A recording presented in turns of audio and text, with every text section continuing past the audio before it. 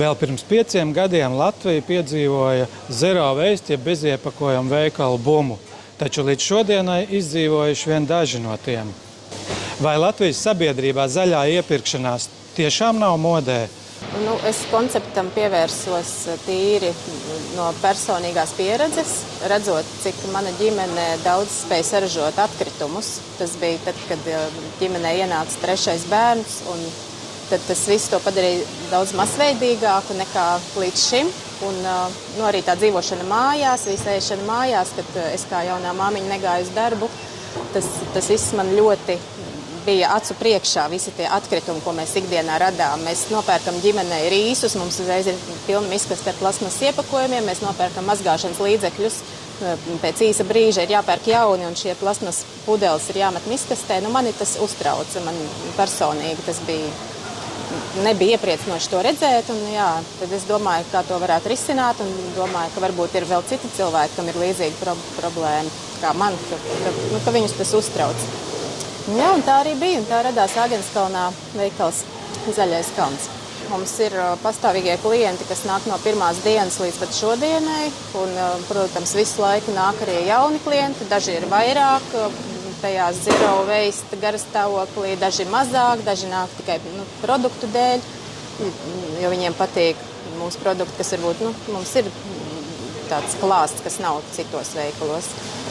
Bet es teiktu, ka jā, tie cilvēki, kam tas ir ļoti svarīgi, viņi nedominē, protams, kā sabiedrībā kopumā šādi cilvēki nedominē. Visi vairāk domā par savu vērtību, un kā tur ar mazāk plānot, mazāk domāt, ieej veikalā, paķer visu, ko vajag un brauc mājās. Bet noteikti, ka ir daļa cilvēku, kam tas ir svarīgi un kas ļoti labprāt iepērks tieši mūsu veikalā. Kā jūs kopumā vērtētu, vai Latvijā ir modē zaļa iepirkšanās un atbildīgs patēriņš? Es teiktu, ka tas bija vairāk modē pirms 5, 6 gadiem. Tas bija vairāk modē nekā tas ir tagad modē, bet es nezinu, vai varu teikt, ka tas ir modē. Iespējams, ka tas nav pareizais vārds, kā to nosaukt, bet ir daļa cilvēku, kas par to domā un kuriem tas ir svarīgi, teiksim tā. Modē ir tas, kas dominē, vai ne? Tad laikam nē. Pamazām viss zero waste kustība tā kļūst aktīvāka un aktuālāka un redzamāka, dzirdamāka arī Latvijā un arī visā Eiropā.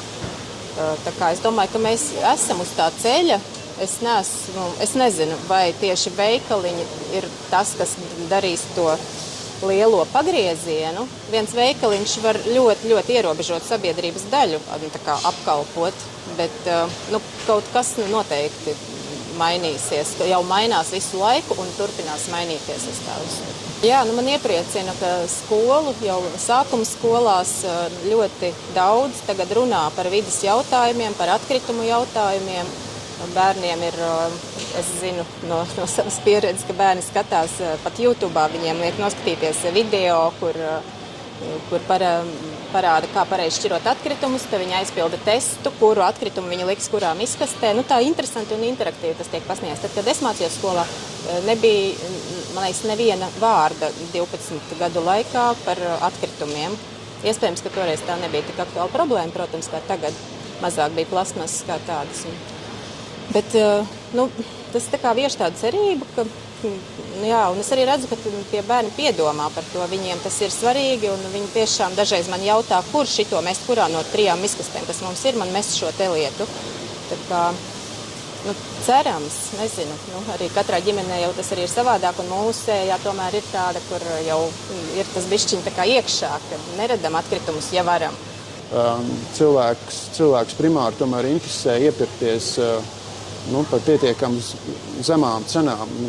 Un šeit es arī neesmu pats tādas zero waste baigās idejas atbalstītājs, bet tajā pašā laikā, ja es redzu, ka tas palīdz samazināt izmaksas un arī palīdz tajā pašā laikā garantēt labu kvalitāti un apkalpošanu un servisu, tad man tad es pavilkos. Un varbūt, ka ne caur to jauno kaut kādu zero waste jēdzienu, bet drīzāk caur to saimniekošanu, šie veikali var attaisnot savu būtību, un tad ar laiku tā cilvēks, kā es, ar laiku arī tiek pievērsts šīm zaļajām idejām. Ik gadu katrs Latvijas iedzīvotājs saražo apmēram 500 kg atkritumu. Liela daļa no tiem ir dažāda veida iepakojumi.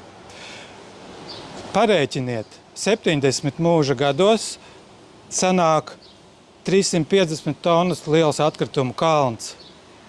Vai iepērkoties, jūs domājat par to, cik daudz jūs līdzi atnesat arī atkritumus?